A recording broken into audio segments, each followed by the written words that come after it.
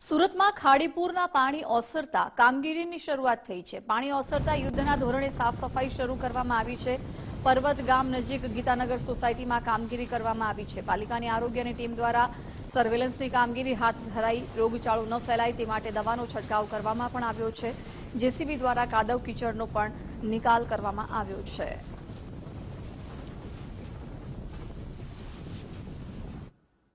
સુરત સહિત જિલ્લામાં પડેલા ભારેથી અતિભારે વરસાદના કારણે સુરતમાં આજે ખાડીપુરની સમસ્યાનો લોકોએ સામનો કરવો પડ્યો હતો। 4 દિવસ સુધી ખાડીપુરની સમસ્યા સામે ગંજોમી રહેલા લોકોને અંતે રાહત મળી છે અને હાલ જે ખાડીપુરના પાણી ઓસરતાની સાથે જ હવે સુરત મહાનગરપાલિકા દ્વારા યુદ્ધના ધોરણે જે સફાઈ કામગીરી છે તે શરૂ કરી દેવામાં આવી છે।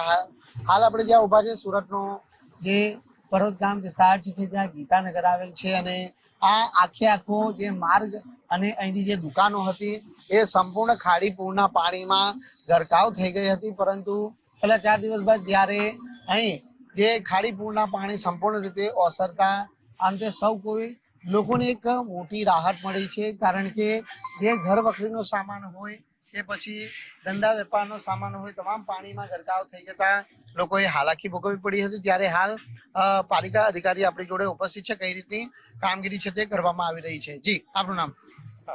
મારું નામ ડોક્ટર નિમેશ દેસાઈ, નાયબ આરોગ્ય અધિકારી લિંબાયત ઝોન।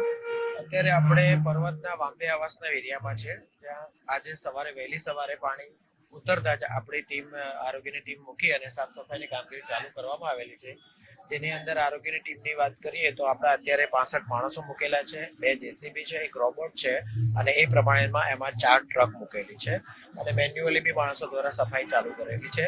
આ સાથે સાથે આપણે ત્યાં મેડિકલ ટીમ બી મૂકેલી છે, જેના દ્વારા આપણે કોઈ બી વ્યક્તિને તાવ કે થોડા ઝાડા ઉલટી કે કંઈ દુખાવો કે કંઈ થતું હોય તો એના માટેની બી આપણે સારવાર આપવા માટે ટીમ મૂકેલી છે। સાથે સાથે આપણે સર્વેલન્સ વર્કર દ્વારા ઘરે ઘરે જઈ અને અત્યારે આપણે પૂછવામાં બી આવે છે કે એમને કોઈ નાના મોટા કોઈ ઇસ્યુ હેલ્થ રિલેટેડના છે કે નહીં, અને એના સંદર્ભમાં આપણે અહીંયા ટ્રીટમેન્ટ આપવાની કામગીરી કરીએ છીએ। એના ઉપરાંત આપણે વેક્ટરબોર્ન ડિઝીઝની કામગીરી જે ડિપાર્ટમેન્ટ છે આપણો, એના થ્રુ આરોગ્યમાં આપણે વીબીડીસીની બી કામગીરી સર્વેલન્સની ચાલુ કરેલી છે। તેમજ કોઈ જગ્યા પર ધાબા ઉપર કે કોઈ જગ્યા પર પાણીનો ભરાવો થયેલો હોય તો જેથી એને નિકાલ કરવામાં આવે છે, જેથી મચ્છરનો ઉદ્ભવ ના થાય અને થોડા દિવસો પછી ડેન્ગ્યુ કે મલેરિયાની કોઈ ડિઝીઝ ના થાય એના માટે બી તકેદારીના ભાગરૂપે કરવામાં કામગીરી આવી રહી છે। તેમજ આપણે અહીંયા જ્યારે પાણી ભરાવેલા હતા છેલ્લા 2 દિવસથી ત્યારની વાત કરીએ તો આપણે બોટ દ્વારા બી અહીંયા ફૂડ પેકેટ વિતરણ કરેલા છે।